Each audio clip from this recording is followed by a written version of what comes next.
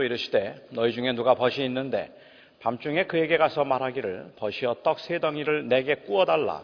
내 벗이 여행 중에 내게 왔으나 내가 먹일 것이 없노라 하면 그가 안에서 대답하여 이르되 나를 괴롭게 하지 말라. 문은 이미 닫혔고 아이들이 나와 함께 침실에 누웠으니 일어나 네게 줄 수가 없노라 하겠느냐. 내가 너희에게 말하노니 비록 벗됨으로 인하여는 일어나서 주지 아니할지라도 그 간청함을 인하여 일어나 그 요구대로 주리라. 내가 또 너희에게 이르노니 구하라 그러면 너희에게 주실 것이요 찾으라 그러면 찾아낼 것이요 문을 두드리라 그러면 너희에게 열릴 것이니 구하는 이마다 받을 것이요 찾는 이는 찾아낼 것이요 두드리는 이에게는 열릴 것이니라. 너희 중에 아버지 된 자로서 누가 아들이 생선을 달라 하는데 생선 대신에 뱀을 주며 알을 달라 하는데 전갈을 주겠느냐. 너희가 악할지라도 좋은 것을 자식에게 줄 줄 알거든. 하물며 너희 하늘 아버지께서 구하는 자에게 성령을 주시지 않겠느냐 하시니라. 제가 신학생 때 함께 공부하던 동료가 있었습니다. 캘리포니아에서 온 친구였는데요. 저보다는 1년 선배였으니까 2년을 제가 학교에서 같이 생활을 했어요. 같은 기숙사에서. 졸업하고 난 후에 그 친구는 캘리포니아로 돌아갔고, 그리고 저는 필라델피아 학교에 남아서 계속 공부를 하고 있었습니다. 졸업하고 간 후에 몇 년 동안 한 번도 연락이 없었는데 몇 년이 지난 후에 연락이 한 번 왔습니다. 친구들과 함께 대륙횡단을 하는 중에 뉴욕에 간다는 거예요. 근데 뉴욕에 가는 길에 필라델피아에 들려서 저희 집에서 저를 좀 보고 가고 싶다고 잠깐 들리겠다고 했습니다. 몇 년 만에 보는 친구이기 때문에 너무 반갑기도 했고 저희 집에 들러준다는 것이 또 고맙기도 해서 기다릴 테니까 꼭 오라고 부탁을 했습니다. 지금 제가 기억하기로는 한 5명 혹은 6명이었던 것으로 기억하는데 그 대륙횡단을 하던 친구 한 5-6명이 새벽 2시 조금 넘어서 저희 집에 도착했습니다. 도착하자마자 배가 고프다고 라면을 끓여달라고 해요. 제 아내가 자지 못하고 그 사람들을 위해서 라면을 끓여줘서 라면을 먹고 새벽 3시쯤에 뉴욕으로 떠났습니다. 그리고는 지금까지 20년이 지나도록 그 친구에게서 한 번도 연락이 없었습니다. 아무리 오랜만에 만나는 친구라도 새벽 2시에 여러 사람들을 데리고 와서 라면을 끓여달라고 하고 그 라면을 먹은 후에는 저하고는 잠시 이야기를 나눌 시간도 없이 바로 떠나버린다면 그것을 허물없는 친구의 우정이라고 보아야 할까? 아니면 자기 입장만 생각하는 아주 이기적인 무례함이라고 보아야 할까요? 저는 그것을 무례함이라고 이해했습니다. 그 친구가 시간도 가르쳐주지 않고 그냥 밤늦게 도착할 것이라는 연락을 받았을 때부터 내심 반가우면서도 마음에 부담이 좀 있었고요. 새벽 2시에 예고도 없이 일행을 데리고 온 것도 못마땅했고 사랑하는 제 아내에게 라면을 끓여달라고 말한 것도 기분이 나빴고 자기 일행들 먹는 거 챙기고 그 다음에 여행 오면서 있었던 이야기들을 재밌게 이야기를 하느라고 저하고는 10분도 이야기를 하지 않은 채 바로 떠난 것도 너무 저는 서운했습니다. 물론 그리고 그 20년 후에 고맙다는 인사 한마디도 연락이 끊어졌어요. 아예. 어디에 있는지도 저는 모릅니다. 혹시 설교를 듣거든 회개하고 저에게 한번 연락을 해주면 좋겠습니다. 그렇게 떠난 것이 너무 서운했어요. 우리 집이 무슨 심야 식당이냐. 나를 우습게 생각해도 분수가 있지 걔가 나하고 얼마나 친했다고 감히 그럴 수 있는 건가. 걔는 학교 다닐 때도 그렇게 자기만 알더니 하나도 변하지 않았네. 역시 유치원은 좋은 데를 나와야 되는가 보다. 내내 저는 투덜거렸고 20년이 지난 지금도 저는 투덜대고 있습니다. 그 이유는 그 친구가 저에게 그것을 요구할 권리가 없다는 것이고 따라서 그의 행동은 사생활 침해이고 자기만 생각하는 무례함에서 비롯된 것이라고 저는 생각하기 때문입니다. 아마도 충분히 친하지 않아서 그럴 수도 있겠죠. 제가 호의를 베풀 수는 있습니다. 그렇게 찾아와서 라면을 끓여달라고 할 때 저는 그 라면을 끓여줄 수도 있습니다. 그리고 제가 그 일을 위해서 더 다른 친절을 베풀 수도 있지만, 그렇지만 그 친구가 제게 요구할 수 있는 권리는 없습니다. 그런데 같은 상황에서 만일 이 상대방은 배려하지 않는 무모한 요구를 할 때에 저의 어머니라면 어떻게 하셨을까 한번 생각해 보았습니다. 제가 한번 이야기를 만들어 볼게요. 이야기를 만들어 보자면, 제가 시애틀에 산다고 한번 가정을 해보죠. 시애틀에 사는 제가 친구들과 함께 멕시코로 여행을 가기로 한 겁니다. 그렇게 여행을 가는 중에 이제 밤 늦은 시간에 LA 근처를 지나가게 돼 캘리포니아로 들어왔습니다. 5명이 운전을 하고 가다가 밤늦게 시간이 출출하기도 하고 피곤하기도 했어요. 제가 친구들에게 말합니다. LA에 우리 부모님이 계시니까 우리가 들러서 라면 먹고 잠시 쉬었다가 가면 어떻겠는가?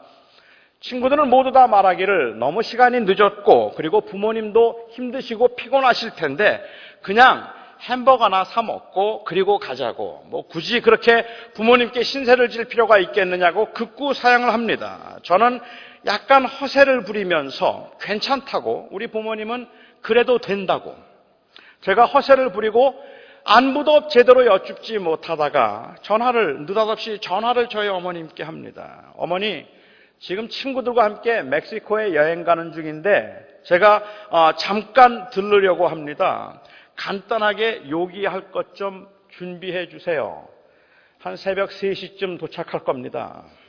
새벽 3시쯤 도착할 텐데 간단한 음식이라도 좀 친구들이 먹고 갈 수 있도록 그렇게 준비해 주세요라고 이야기하면, 제가 믿기에 저희 어머님은 라면만 끓이지 않을 겁니다. 가면서 먹을 간식까지 준비하실 겁니다.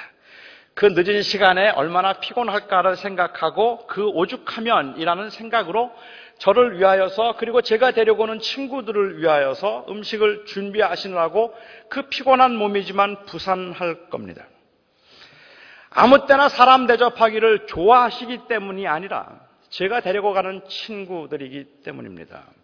어머니에게도 사생활의 권리가 있고 어머니도 피곤하고 그 상황에서 제 행동은 무례하고 이기적인 행동임에 틀림이 없음에도 불구하고 저는 그렇게 할 수 있습니다.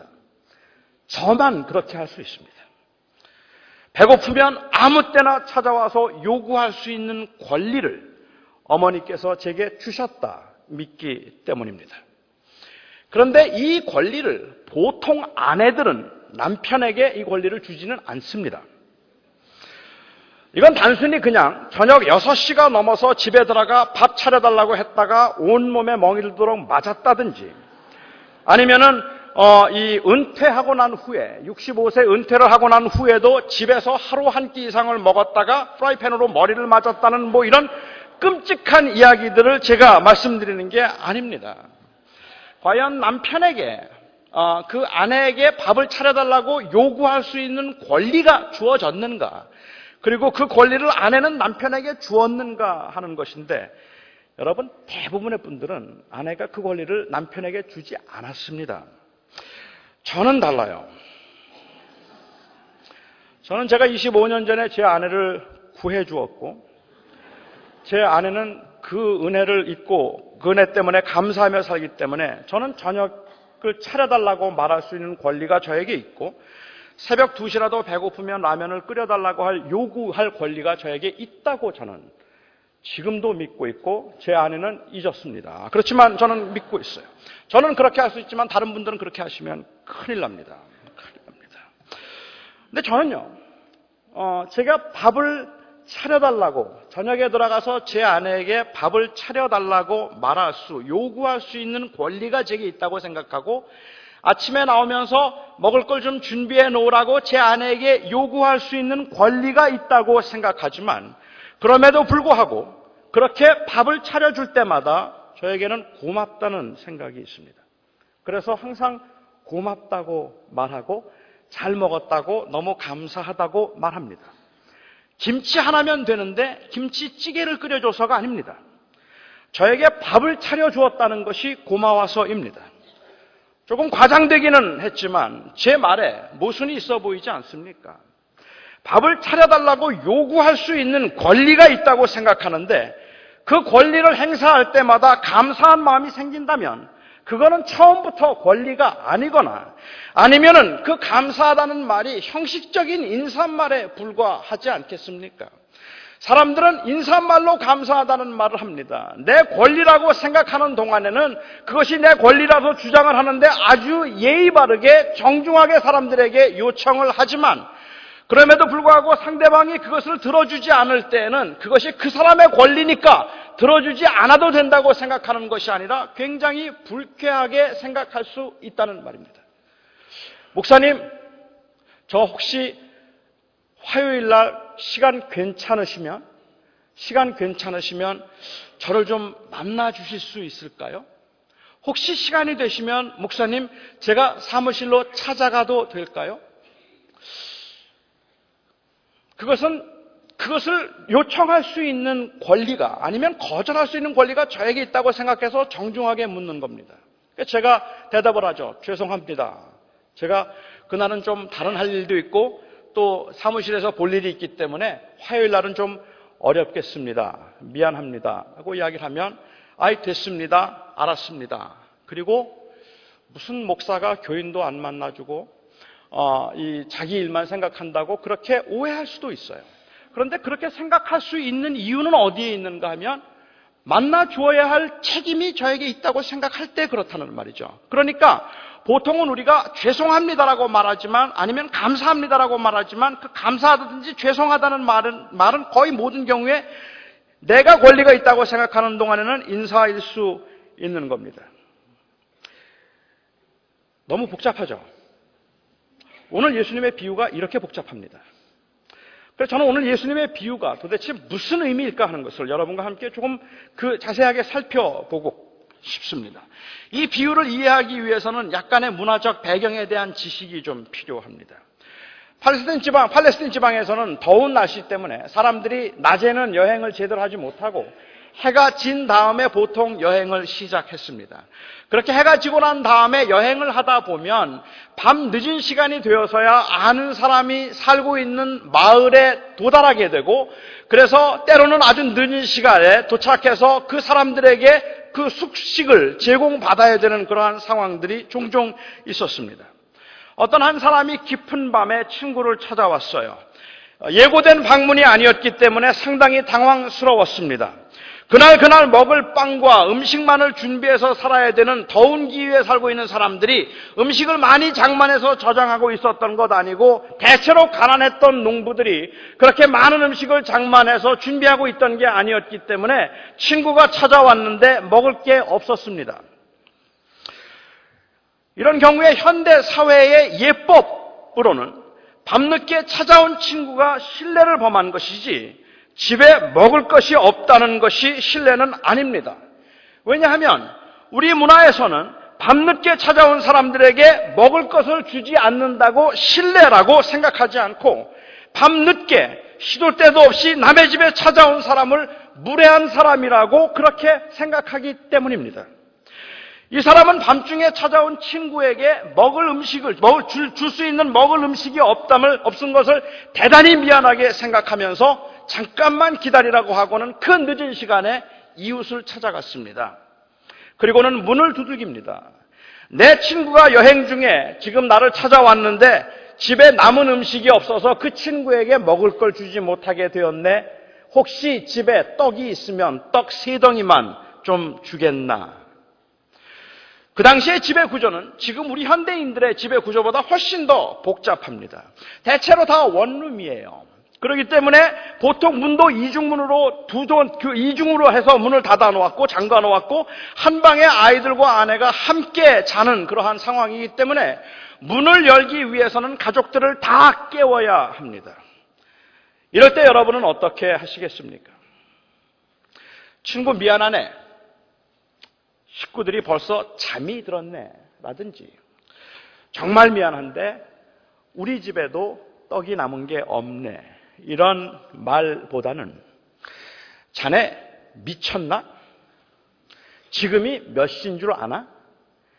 우리 식구들 지금 다 잠이 들어서 하루 종일 피곤하게 지나다고 이제 겨우 잠들었는데 밤 늦은 시각 12시가 다 되어서 지금 이렇게 깨워서 떡을 달라고 말하면 도대체 자네는 그렇게 무례할 수 있는 건가?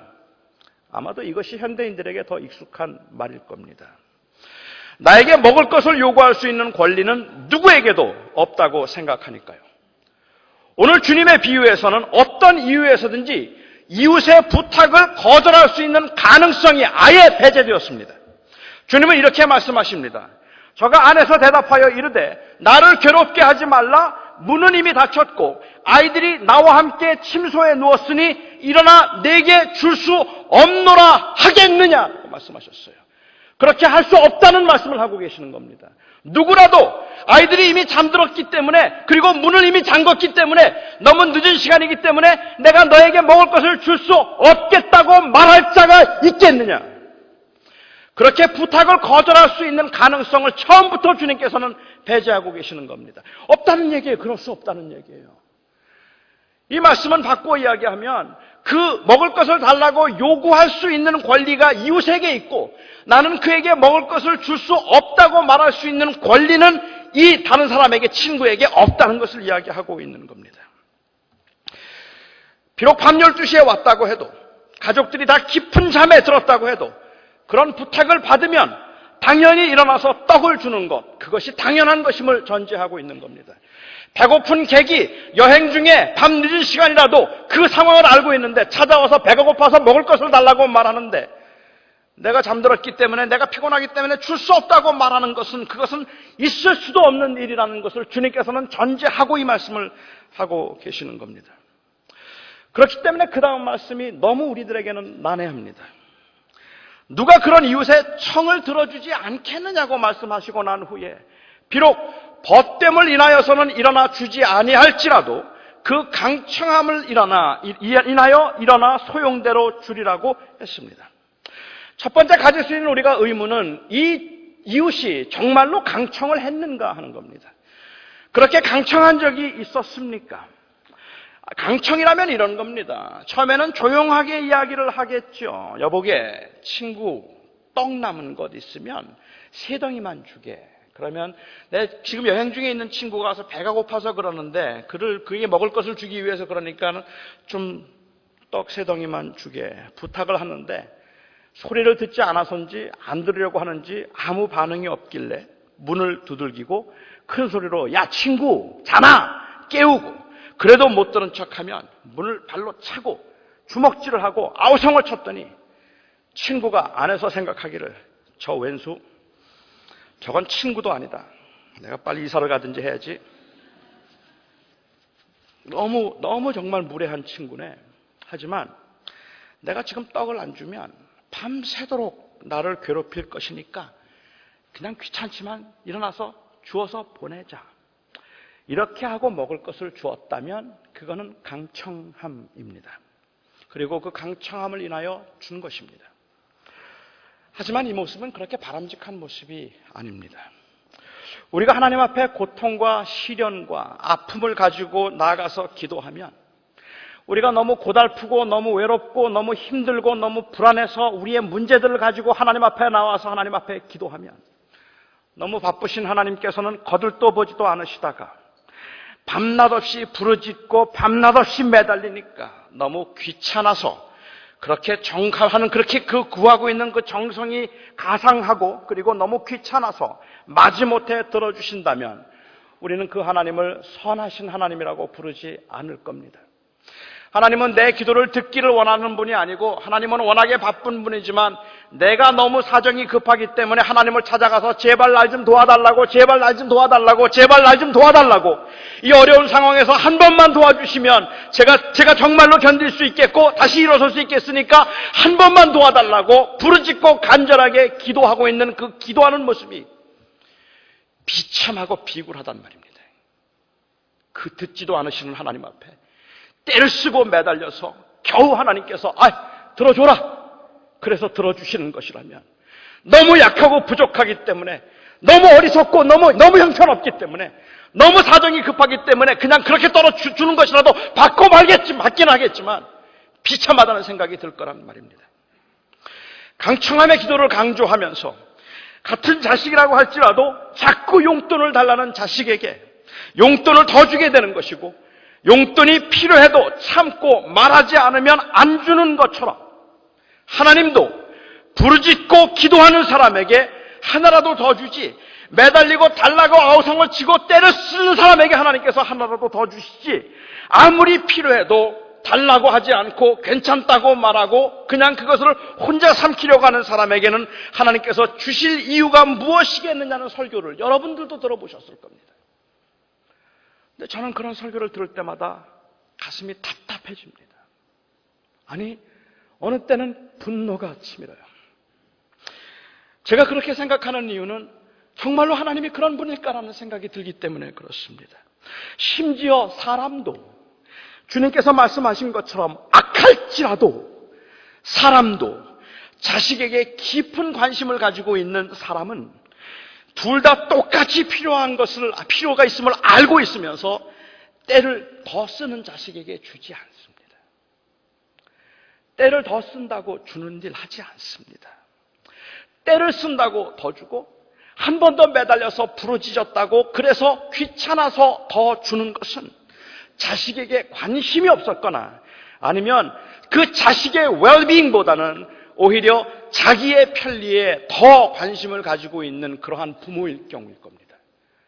정말로 자식을 사랑하는 부모라면 그 자식이 구하기 전부터 무엇이 필요한지를 알고 있고 그래서 자식과 교통하기 위해서 필요한 것 없느냐고 물어보기도 하겠지만 그래서 그 자식이 부모를 인정하고 부모와 함께 교제하기를 원하겠지만 귀찮은데 들어주라고 말하는 부모는 없을 겁니다. 그냥 자꾸 구하면 들어주는 부모는 없을 겁니다. 오늘 이 비유에서는 그 이웃이 친구를 찾아가서 강청한 적이 한 번도 없습니다. 그렇기 때문에 사람들 중에는 여기에 강청함이라고 하고 번역된 단어가 가지고 있는 또 다른 의미를 찾아보는 경우도 있습니다. 우리 개역 성경을 보면 제가 오늘도 지금 지속적으로 계속해서 강청함이라는 말을 씁니다. persistence, importunity. 이 강청함이라는 말을 제가 계속 쓰고 있는데 혹시 성경을 아직 바꾸지 않으셔서 개역 성경을 가지고 계신 분들이 계시다면 개역 성경에는 강청함이라고 되어 있습니다. 그리고 이제 새로 받은 개역 개정 성경을 보면 그 강청함이라는 단어를 간청함이라고 바꿨습니다. 그래서 지금은 간청함이라는 단어를 쓰고 있습니다. 그 이유는 그렇게 지속적으로 구한 그 강청함이 오늘 본문에 나와 있지 않기 때문에 그렇습니다. 그렇기 때문에 이것은 아마도 간절하게 구한 것을 의미할 거다. 한마디를 하더라도 간절하고 진실하게 구했기 때문일 것이라고 해서 간청함이라고 번역을 하는데 번역상 그 단어는 번역은 잘못한 겁니다. 이 단어의 의미를 원래대로 따진다면 간청함이 아니라 강청함이 맞을 겁니다. 그런데 강청함으로 보아서는 이 본문이 잘 풀리지가 않기 때문에 많은 다른 학자들은 여기에 사용된 신약에 거의 사용된 적이 없었던 이 한 단어가 가지고 있는 또 다른 하나의 의미를 찾았습니다. 그 또 다른 한 의미가 강청함이라는 단어 말고 의미 말고 또 다른 하나가 바로 수치, 부끄러움이라는 의미입니다. 바로 수치스러움, 부끄러움 혹은 뻔뻔함이라는 그러한 의미를 가지고 있기 때문에 여러분들이 가지고 계시는 NIV 성경을 보면 NIV 성경에는 그것을 boldness라고 그렇게 번역을 했을 겁니다. 거기에 이 뻔뻔하게 같다는 그러한 의미에서 boldness라고 번역을 하는 그러한 번역들을 여러분들이 혹시 가지고 계실 분도 있을지 모르겠어요. 수치라고 번역을 했던 shamefulness라고 번역을 한 그 번역도 있습니다. 이거는 한 단어가 두 가지 의미가 다 있기 때문에 그렇습니다. 만일 수치라고 본다면 이 단어의 의미가 부끄러움 혹은 수치라고 본다면 아무리 밤중이라고 해도 자기 마을에 들어온 사람이 그 객이 굶고 있다면 그것은 마을의 수치이고 이웃에게 먹을 것을 주지 않은 그 사람의 수치라는 말입니다. 사람들의 경우에서는 친구라 할지라도 그 친구됨을 인하여는 주지 않을지 모르지만 다음날 아침에 사람들이 아니면 두고두고 사람들에게 욕을 먹고 망신을 당하고 그리고 부끄러움을 당할 것을 생각하면 주지 않겠느냐는 말입니다. 사람들의 경우라도. 여기에 사용된 헬라 단어가 수치를 의미하든지 그렇지 않으면 그것이 강청함을 의미하든지 제가 생각할 때 주님이 말씀하시려고 하는 의도는 결국은 같은 거라고 생각합니다. 이 비유의 핵심은 누구에게 권리가 있는가 하는 것입니다. 그것을 요구할 수 있는 권리가 이 사람에게 있는가 아니면 내가 그것을 거절할 수 있는 권리가 나에게 있는가 하는 것입니다. 그 마을에 들어온 사람이 그 당시 유대인들의 풍습에 의하면 그 마을에 들어온 사람이 그 배고픈 가운데서 여행을 하다가 겨우겨우 그 마을에 찾아와서 같은 종족의 집의 문을 두들기고 내가 배가 고파 죽게 생겼는데 나에게 먹을 것을 달라고 말할 수 있는 권리가 있느냐? 이웃이 아니라 친척이라 할지라도 내 것은 내 것이기 때문에 내 것을 누구라도 달라고 말할 수 있는 권리가 없다고 말해야 되느냐? 당시 유대인들의 문명이나 예수님 당시의 그 문화에서 볼 때는 배고픈 객이 찾아와서 12시, 1시, 2시라도 문을 들기고 나 굶어 죽겠다고 말하면 이웃을 찾아가서 이웃 사람의 떡이라도 가져다 주어야 할 만한 권리가 그 사람들에게 있었기 때문에 주님은 말씀하시기를 다 잠들었다고 해서 침소에 이미 들어갔다고 해서 문이 잠겼다고 해서 먹을 것을 주지 않을 자가 있겠느냐고 말씀하신 겁니다. 그 권리는 사람에게 그 권리는 내가 그것을 줄 수 있는 권리 아니면 요구할 수 있는 권리는 바로 그 친구에게 주어졌다는 것을 전제하고 하시는 말씀입니다. 그것을 하지 않으면 부끄러움을 당하고 수치를 당할 것입니다. 주님께서는 이 비유를 말씀하시면서 우리에게 필요를 구할 수 있는 권리를 주셨음을 강조하고 계십니다. 재밌게도 제자들이 주님을 찾아와서 주님께 여쭙어요. 주님, 우리들에게 기도를 가르쳐 주십시오. 왜냐하면 바리새인들도 기도를 가르쳐 주고 있고 서기관들도 기도를 가르쳐 주고 있고 세례 요한도 기도를 가르쳐 주어서 그들의 제자들은 기도를 정말 잘한단 말입니다. 그런데 자기들은 예수님께서 한 번도 기도를 가르쳐 주신 적이 없어요. 그래서 예수님께 요청하기를 우리에게 기도를 가르쳐 주십시오라고 요청을 했고 주님께서는 기도를 가르쳐 달라고 하는 그들에게 주님께서 주기도문을 말씀하시고 난 후에 바로 이어서 이 비유를 말씀하셨습니다. 이 비유를 말씀하시면서 구하라 주실 것이요 찾으라 얻을 것이요 두드리라 그리하면 열릴 것이니 너희가 악한 아비라 할지라도 자식에게 좋은 것을 줄 줄 알거든 하물며 하늘에 계신 너희 아버지께서 너희에게 성령을 주시지 않겠느냐. 주님께서 이 약속의 말씀을 하셨다는 말입니다. 제자들이 기도를 가르쳐달라고 말한 이유는 무엇일까? 그들에게 있어서 기도는 의무였습니다. 그들에게 있어서 기도라고 하는 그것은 바로 하나님의 그 은혜와 복을 받을 수 있는 수단이었습니다. 그들에게 기도라고 하는 것은 자기들이 얼마나 경건한 사람이고 얼마나 거룩한 사람인가를 하나님 앞에 쇼업함으로 인하여서 하나님의 페이버를 받을 수 있는 그러한 에비던스였습니다. 증거였습니다. 그렇기 때문에 그들에게는 기도를 잘해야 합니다. 그들은 기도를 하나님께서 들으실 만하게 기도를 잘해야 되고 그래야 응답이 될 수 있고 기도를 잘하지 않으면 그러면 그 기도를 정말로 잘해서 의무를 지키지 아니하면 아무런 복도 받을 수 없기 때문에 그렇습니다. 기도를 의무로 생각하고 기도 잘할 수 있게 해달라고 말하고 있는 제자들에게 주님께서 하신 말씀은 기도는 의무가 아니라 권리다라고 말씀하십니다. 기도는 특권이다. 기도는 하나님께서 우리에게 주신 권리라는 말입니다. 그런데 이 권리가 우리가 잘났기 때문에 주어진 것도 아니고 우리의 공적에 의해서 주어진 것이 아니라 이 권리가 무조건적인 하나님의 은혜로 그 아들을 통하여서 우리에게 주어진 권리라는 말입니다. 사랑하기 때문에 우리에게 주신 권리라는 말입니다. 그래서 주님께서는 말씀하시기를 무엇이든지 가지고 와서 나에게 물으라고 말씀하셔요. 왜? 나는 너의 좋은 아버지니까. 나는 너의 좋은 아버지니까. 너는 내 아들이고 너는 이제 내 딸이 되었으니까 너는 무엇이든지 내게 구하라. 내가 너에게 그 구할 수 있는 I now grant the permission to ask me anything. 이게 기도란 말입니다. 그러니까 우리가 기도를 하기 전에 먼저 알아야 되는 것이 있다면 이것이 의무로 아니면 어떤 수단으로 기도를 이해하는 것이 아니라 바로 우리에게 주어진 하나님께서 우리에게 주신 특별한 권리인데 이 특별한 권리가 하나님의 사랑으로 우리에게 주신 것이라는 것을 아는 것이 중요합니다. 제가 볼티모어에 있을 때 저는 이제 저희 부모님을 모시고 얼마 동안 살았는데요. 제가 집에 들어갈 때쯤 되면은 항상 저는 저희 어머님께 전화를 했습니다. 어느 때는 밤 10시에도 들어가고 밤 11시에도 들어가고 뭐 8시에 들어가는 날도 있고요.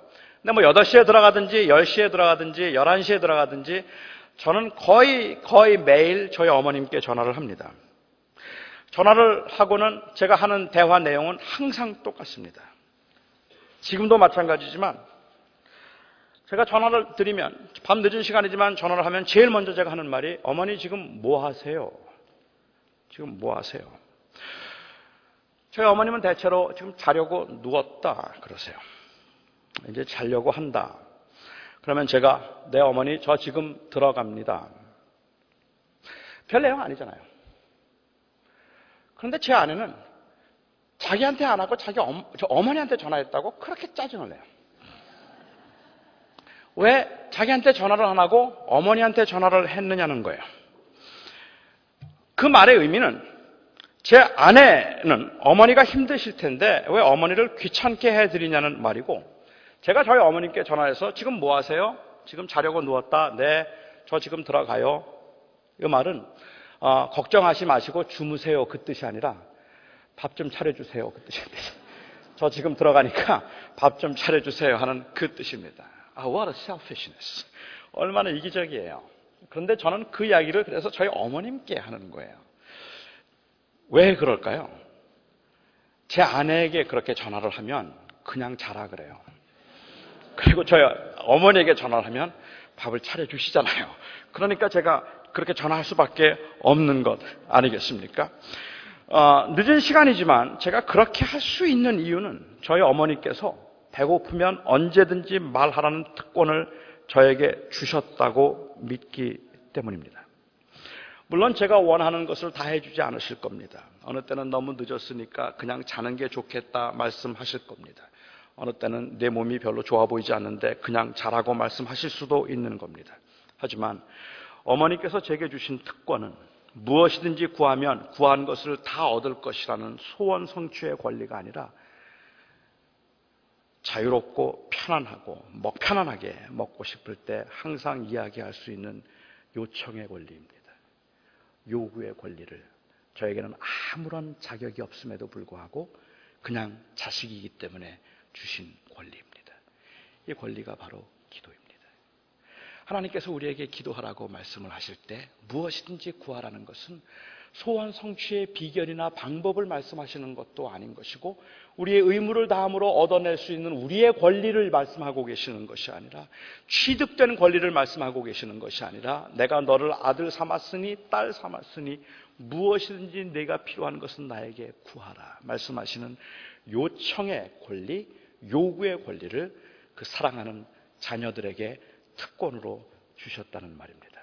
그리고는 주님께서는 말씀하시기를 어떤 사람이 친구가 먹을 것이 필요하다고 구하는데 일어나 주지 않을 자가 있겠느냐. 이와 같이 하늘에 계신 너희 아버지께서 구하는 자에게 좋은 것을 주시지 않겠느냐. 그게 우리에게 주어진 권리입니다. 사랑하는 성도 여러분, 저는 금년에도 여러분들이 하나님 앞에 구할 때 어려운 것들, 힘든 것들 무엇인지 구하기 바랍니다. 어떤 분들은 그렇게 말씀하세요. 어떤 분들은 말씀하시기를 제가 너무 부족한데 기도도 할 줄 모르는 사람인데 하나님이 내 기도를 들어주실까요? 나같이 허물이 많은 사람이 기도를 해도 하나님께서 기억하실까요? 하나님을 위해 별로 한 것도 없는데 주님을 잘 섬기지도 못하는데 그냥 힘들 때만 기도하는 이런 기도 하나님께서 원하시지 않겠죠? 틀리지 않은 말입니다. 내가 무슨 염치로 지금 나에게 왔느냐? 지금이 몇 시인 줄 아느냐? 내가 내 요구를 왜 들어주어야 하느냐? 말씀하시면 사실 우리는 할 말이 없습니다. 그런데 그렇게 부족함을 느끼는 저희들에게 주님께서 이 기도를 가르치시면서 하시는 말씀은 주님께서 너에게 그 권리를 주셨다 말씀하십니다. 아무 때나 찾아와라. 아무 때나 구하라. 무엇이든지 구하라. 그리고 내가 너의 아버지임을 알라. 힘들고 어려운 사정 가운데서 여러분들이 2012년을 이제 또 맞이하면서 저는 여러분들이 2012년에는 더 많이 기도하시기를 바랍니다. 많은 기도를 통해서 하나님이 응답하실 것이라고 하는 의무로 하지 마시고 하나님께서 나를 지키시고 사랑하셔서 나에게 주신 이 권리라 생각하여 하나님을 찾으시고 부르시고 때로는 하나님께 매달리기도 할 수 있기를 바랍니다. 이것이 우리에게 주신 은혜입니다. 오늘도 거룩한 주님의 말씀에 의지하여서 부족한 제가 우리 사랑하는 성도들을 위하여서 이 시간도 구하고 기도합니다. 하나님, 여기에 있는 우리 사랑하는 성도들의 삶의 현장은 너무 치열해서 얼마나 치열하고 얼마나 힘든지 하나님, 신분의 문제 때문에, 가정의 문제 때문에, 관계의 문제 때문에, 재정의 문제 때문에, 건강의 문제 때문에 불안해하고 두려워하면서 힘들게 벅차게 그 삶을 살아가며 아버지 하나님, 하나님 앞에 기도해야 되겠다 생각하고 하나님께 도움을 청하고 싶으면서도 우리 같이 부족한 것들이 하나님의 기도를 하나님께 기도할 수 있을까 싶어, 하나님이 나의 기도를 들어주실까 싶어 마음으로는 하나님 앞에 기도하고 싶으면서도 기도하지 못했던, 그 기도할 자격이나 권리가 없다고 생각했던 우리 사랑하는 성도들에게 오늘도 주님께서 하나님의 아버지 되심을 보여주시며 무엇이든지 구하라 말씀하시니, 오 자비로우신 하나님, 부족한 제가 우리 사랑하는 성도들을 위하여서 기도합니다. 오늘 한 주간 동안도 지켜주시옵소서. 주님께서 그 힘들고 어려운 짐들을 주님 내릴 수 있게 하시고 감당할 수 있게 하시고, 아버지 하나님 주께서 도와주심으로 하나님 한 주간 동안도 주의 은혜 가운데 승리케 하여 주시옵소서. 거룩하시고 자비로우신 아버지 하나님, 사랑하는 성도들이 지난 일주일 동안도 주의 은혜 안에 살았다 믿음으로 고백하며 하나님 앞에 정성껏 예물을 드렸습니다. 그리고 또한 오늘 한 주간 동안도 그 하나님의 은혜 안에서 믿음으로 살겠다는 헌신의 고백으로 주님 앞에 예물을 드렸습니다. 하나님, 예물을 드릴 수 없는, 드리기에 부끄러운 손길이라서 하나님은 또 참 부족한 가운데 드릴 수 없었던 손길도 또한 이곳에는 있습니다. 아버지 하나님, 주께서 그 예물과 그 마음과 그 기도를 주님께서 받으시고 오늘 한 주간 동안도 주의 은혜 안에 거하게 하시며 그 은혜 안에 거함을 느낄 수 있어서 감동과 위로가 있는 한 주간 되게 하여 주시옵소서. 우리 주 예수 그리스도의 은혜와 하나님의 그 사랑하심과 성령의 위로하시고 교통하심이 주의 은혜에 감사하며 주님과 동행하기를 원하는 모든 하나님의 사람들의 삶 가운데 이제부터 영원까지 함께 하시기를 간절히 축원하옵나이다. 아멘.